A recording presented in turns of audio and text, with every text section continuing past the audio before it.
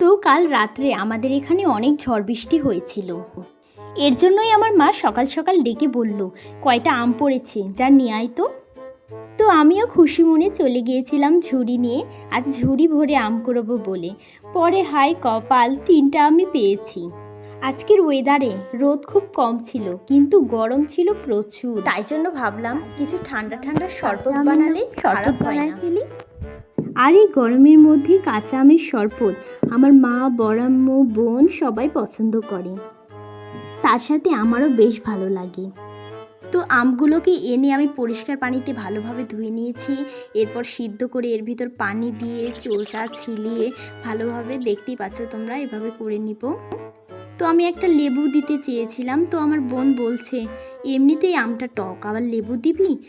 এরপর এর ভিতর দিব পাতি লেবু। তো আমার বোন বলল, এমনিতেই আমটা টক, আবার লেবু দিবি। শুধু গন্ধের জন্যই দিয়েছি। এর ভিতর বরফ দিয়ে আমের জুসটা বের করে এর ভিতর আমি চিনি দিয়ে দিয়েছি, ভালো করে মিক্স করে নিয়েছি। আর বন্ধুরা, যারা চ্যানেলটিকে সাবস্ক্রাইব করেনি, প্লিজ সাবস্ক্রাইব করে পাশেই থেকো। আর কি যে বলবো, আমাদের বাংলাদেশে যা গরম পড়েছে। তোমরা কোন দেশ থেকে ভিডিওটা দেখছো অবশ্যই কমেন্টে বলতে ভুলো না। আর আজকের জন্য বাই বাই সবাইকে বন্ধুরা।